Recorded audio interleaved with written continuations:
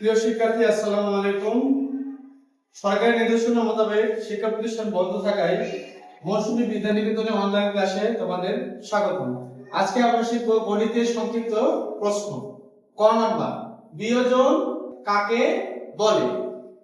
তোমরা আমার সঙ্গে সঙ্গে বলবা, যে সংখ্যাটি থেকে বিয়োগ করা হয় তাকে বিয়োজন বলে। আবার বলি, যে সংখ্যাটি থেকে বিয়োগ করা হয় তাকে বিয়োজন বলে। বিয়োজ্য, যে সংখ্যাটি বিয়োগ করা হয়, এখানে শুধু থেকে শব্দটা বাদ দিলাম, তাহলে বলবো যে সংখ্যাটি বিয়োগ করা হয় তাকে বিয়োজ্য বলে। ক নাম্বার, বিয়োগফলের সূত্রটি লিখো। লিখব বিয়োগফল সমান বিয়োজন বিয়োগ বিয়োজ্য। আবারও বিয়োগফল সমান বিয়োজন বিয়োগ বিয়োজ্য। ঘ নাম্বার, অঙ্ক ও সংখ্যা কাকে বলে? অঙ্ক লিখব সংখ্যা প্রকাশে ব্যবহৃত প্রতীকগুলোকে অঙ্ক বলে। আবারও সংখ্যা প্রকাশে ব্যবহৃত প্রতীকগুলোকে অঙ্ক বলে। সংখ্যা এক বা একাধিক অঙ্ক পাশাপাশি বসে যদি কোনো মান প্রকাশ করে তাকে সংখ্যা বলে। ক নাম্বার, এক সমকোণ সমান কত ডিগ্রি? এক সমকোণ সমান 90 ডিগ্রি। কথায় লিখো। আমরা সংখ্যাটাকে ডান দিক থেকে পড়ে নিব। একক, দশক, শতক, হাজার, অযুত। আমরা জানি হাজারের ঘর দুইটি অঙ্ক একসঙ্গে আমরা বলবো 57,000। শতকের অঙ্ক হচ্ছে 3, 300।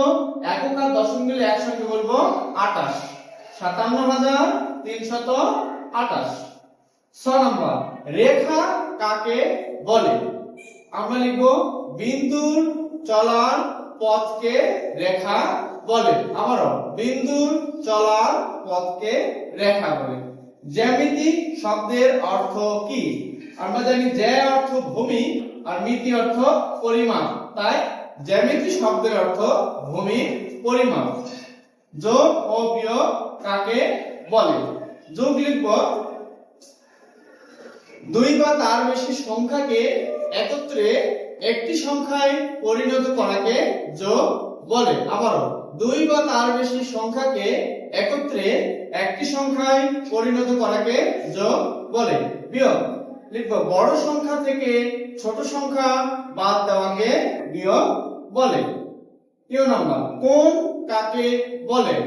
লিখব দুইটি রেখার মিলিত বিন্দু থেকে যে আকৃতি তৈরি হয় তাকে কোণ বলে। আবারও দুইটি রেখার মিলিত বিন্দু থেকে যে আকৃতি তৈরি হয় তাকে কোণ বলে। যোগ বোঝাতে কোন কোন শব্দ থাকে?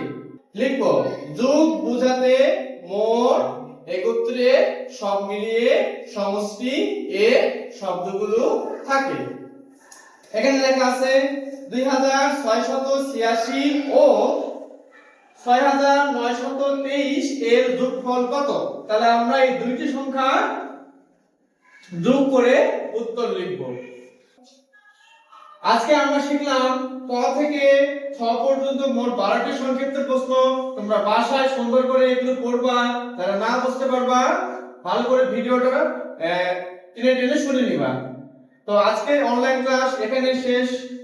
ধন্যবাদ সবাইকে। আসসালামু আলাইকুম।